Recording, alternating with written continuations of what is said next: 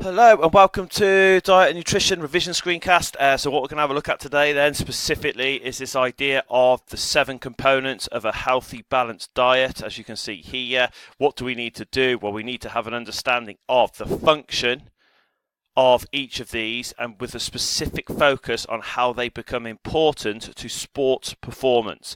Okay, so that's massively important. Second thing we're going to have a look at is this idea behind an energy balance. So looking at the relationship between the energy we take in via calories from food and the energy we expend via physical activity and a couple of other things. So we'll have a look at those in a little bit more detail later in the screencast. Just to get us into the kind of flavour of this, the government recommends that we have a certain kind of, I suppose, percentage of energy intake via calories or food groups. And what they suggest is that a balanced diet for a normal person should consist of roughly these ranges. So carbohydrates 55%, protein 15%, fat 30%.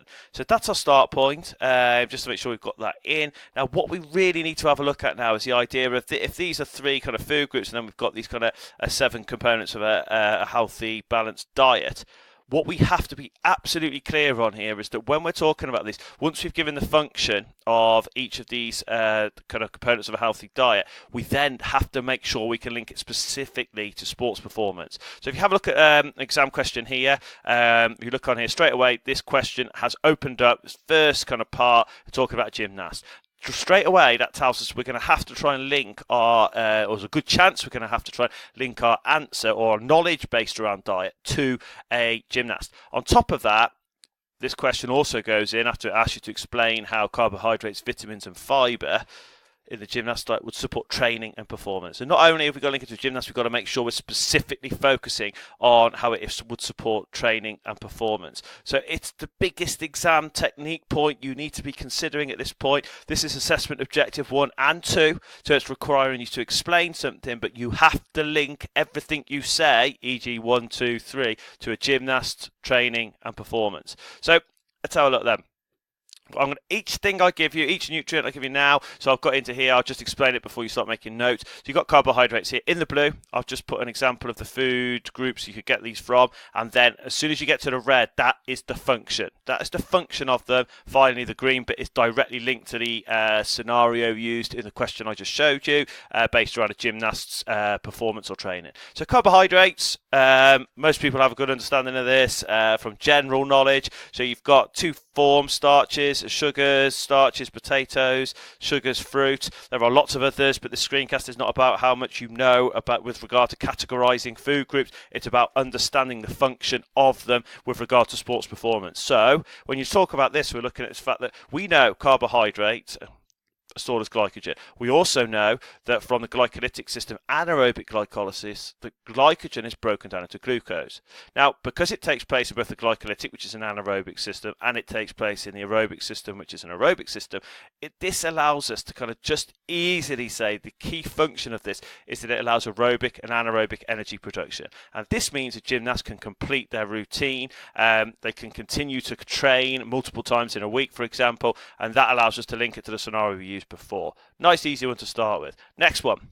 Proteins. Now, proteins can be found in eggs and meat, and the key function, as most people will be aware of, again from general knowledge, that it allows the growth and repair of muscle tissue. Now, this allows, for example, a gymnast to recover from multiple training sessions in a week and also from competition.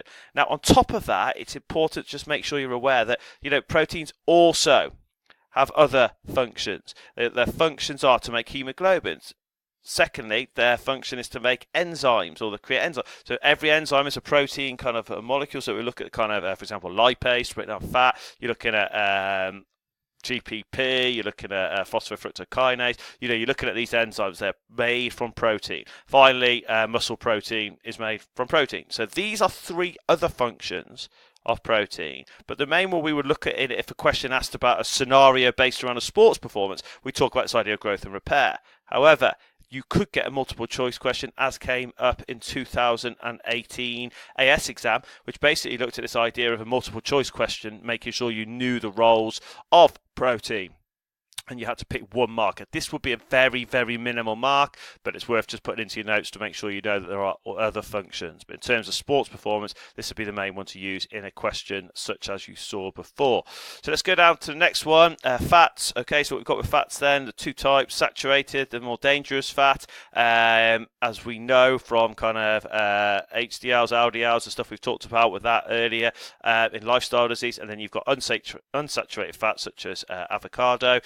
So if we went down from there then, what is the key focus? Now, uneducated people with regard to nutrition and sport would think of fats as a dangerous thing. Educated people, such as yourselves, will know that fats actually forms a really important energy source, okay? And, you know, it's absolutely vital for aerobic energy production. As we know, within the aerobic system, we've had a look at this idea, you know, that the first evaluation point is that fats are used as an additional fuel. On top of that, okay, it gives us 2 times the energy production of carbohydrates or glycogen. So when we look at that, it gives us that idea behind beta oxidation, the breaking down of fat to give us more energy during aerobic performance.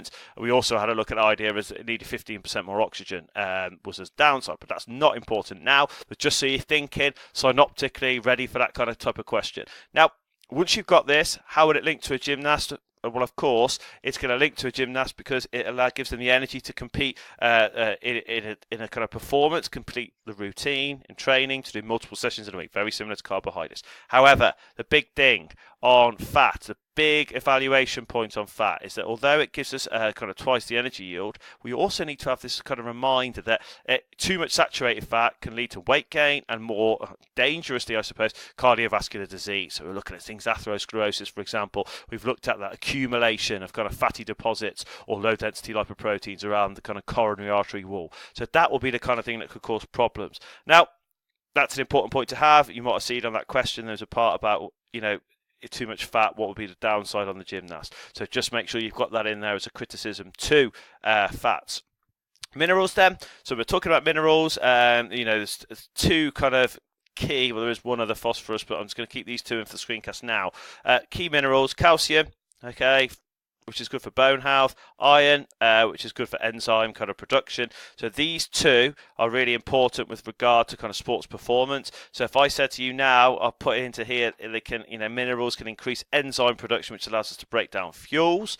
Okay, so I'll put into here, how would link that to a gymnast? It allows a gymnast to compete in competition. It gives them the energy to break down fuels in competition, to complete a routine. On top of that, it could prevent bone fractures in training. Now, of course, that is very, very loose link, but if it's talking about kind of bone health with regard to calcium, that is something you could give us stronger bones when kind of making impacts in gymnastics, for example.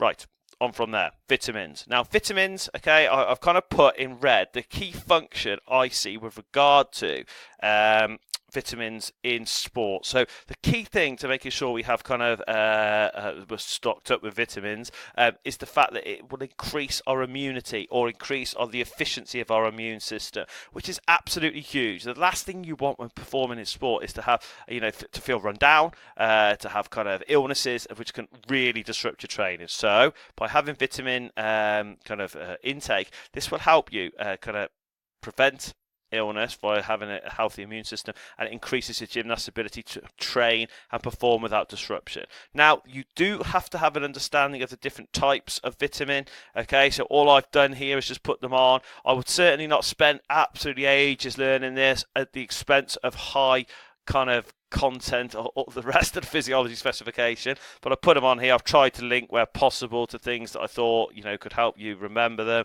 A, acts as an antioxidant, so vitamin A is an antioxidant. B, allows you to break down food. C, is good for the skin. D, bone health. E, skin. K, blood clotting. You've put the K there just to help you remember it. Now look, you look at this and think, you know, certainly vitamin C linked to immune system, and then you could look at that for there. If it is a question, one of those multiple choice questions, you're looking at a mark. I would not spend ages learning this, as I wouldn't spend time, you know, at this stage, learning little intricate things are going to be 1 mark when there is topics of 4, 5, 6 potentially 20 marks that you might not be so sure on. So if you know them, if you've got a couple of them, that'd be great. As you can see, I think you know the things we'll be looking at really: B, C, D. They'd be key things for us with regard to sports performance. Okay, let's go down there. Next one, fibre. So fibre can be found in cereals, as an example. If we go on from there, what is the key thing? If you think of people having cereals or trying to increase their fibre, it's often to increase the efficiency of the digestive system, to prevent constipation, for example. And the key thing behind the efficiency of the digestive system is it allows you to absorb the nutrients for energy production. So, for example, the gymnast there is basically, any nutrients they're getting from carbohydrates and fat, it allows you to absorb them, absorb more of them, and which allows you to break down the fuels, which allows you then to perform at your maximum. Now, the final one we'll have a look at is water. So water is absolutely huge with regard to athletic performance because it allows blood transport. Now, 90% of our blood volume is made up of plasma. So water within that really does help that. So if I went from there, the key thing behind the transport of glucose to the muscles is having this kind of water within our kind of blood plasma. Okay, so if we get that in, that is a good way to look at it for that. Now, of course, on top of that, it is a vital component of regulating temperature via sweat.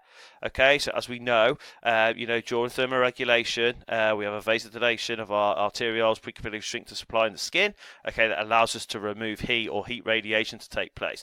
Now, if you do not have water, if you are dehydrated, this has real dangerous effects for us because the water's going to go to the skin. We're going to sweat. Anyway, if you've got a lack of water, if you're dehydrated, it really, really kind of compromises that process. So when we're looking at it from this point of view, let's start to consider this. If you have dehydration, a lack of water, this will lead to reduced plasma volume, reduced stroke volume, and an increased heart rate, which we will know as cardiovascular drift, and is a byproduct of this idea of thermoregulation. So it's really important that we kind of just think of that, and it might be a nice little kind of link to revising thermoregulation and cardiovascular drift, the impact of heat on exercise. So next topic then, energy intake, expenditure and balance. So if I just go through this then, if I look at the type of question you might get for this, using sport and example to explain or compare, the energy expenditure and intake of elite athletes to untrained athletes, we have to have an understanding there. Energy expenditure, we need to know what it is, we need to know what energy intake is, and we need to know how it would be different to different types of athletes. So if we have a look on here then, energy intake basically refers to any calories we take in from food or beverages. If we go flip it over to that, the balance between what we take in and what we put out, e.g. our energy expenditure, will dictate our balance. So if I look at this now, we're thinking, right, what does energy expenditure mean? Well, basically, energy expenditure is a combination of basal metabolic rate, thermic effect of food, and energy expended in physical activity. That sounds complicated. It really, really isn't. So when you're talking about your energy expenditure, okay, you have to consider your basal metabolic rate, or your BMR. And what that is they're the calories needed to maintain vital functions. Now, what this means is BMR is that, but what it means is these are this is the calories you burn without moving. These are the calories you move without exercise. You lying in bed 24 hours a day, you would burn this amount. So you have a certain amount and you can work it out, but that's not for the scope of the specification. So basal metabolic rate is the calories. Some people can burn up to 2,000 calories doing nothing, okay? And so that gives you the kind of something, a little idea. We could work it out in lesson, but that is something specific. For this screencast, it's too long. So going on from that, the next thing is thermic effect of food. All this means is the energy required to absorb food. So we have a very small percentage, but we also expend energy by burning or absorbing food. Finally, it's based around this idea of physical activity energy spend, which we'd all be aware of. I think these two we don't always think of, but certainly this one we do. So physical activity, energy expenditure, and this basically refers to the total number of calories required to perform a daily tasks. And it's estimated as something called MET values, which is your metabolic equivalent values. So when you're exercising, your calories burned are kind of, I suppose, equated to this idea of METs. Now, you don't need to know how to work them out, certainly within this screencast. So all you have to know is just remember that, if you're talking about your energy expenditure from running, from playing football, rugby, netball, hockey, whatever you play, it's termed as a MET. It's the metabolic equivalent calorie burned. So if I went from there, Okay, so that's what it is. For example, running would be 9 mets, and then from that, you have to then kind of do a little equation to work out how many calories you would burn. So they're the 3 things within it. If I just quickly go on to this then, you can see, so your balance, your energy balance will be based around the kind of distribution of calories taken in, calories taken out. I'll let you have a quick read through this.